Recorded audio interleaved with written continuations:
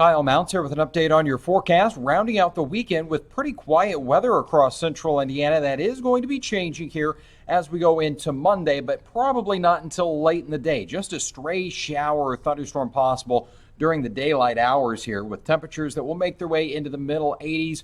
And we're also going to notice that tropical humidity is going to be back in place for us Monday afternoon before those rain chances ramp up into the evening. High temperatures close to 90 degrees Monday in Columbus, 85 for your afternoon high in Lafayette. There is a slight risk that's been expanded a little bit across much of central Indiana here, primarily for Monday night. Gusty winds going to be the primary threat here. So let's look at that timeline with TrueCast. 8 a.m. on Monday morning, again, much of the daylight going to be seeing just a spotty shower here or there. So we'll fast forward to 9 o'clock Monday night, and you start to see a few of those stronger thunderstorms moving in here toward Fowler and also Monticello areas of White County. That will dive to the southeast about midnight in the Indianapolis area.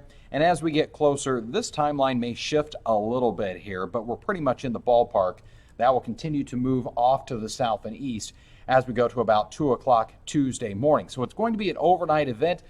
It makes it even that much more important that you've got the Storm Shield app loaded up, ready to go. It's like a free weather radio, and we'll send weather alerts right to your mobile phone. You'll also have that radar that you can control and see the storms as well. We'll continue to keep you updated on RTV6 and the RTV6 app as well. You can see over the next 7 days of our forecast. Once we get that chance for showers and storms out of here on Tuesday, cools down a little bit with highs in the lower 80s.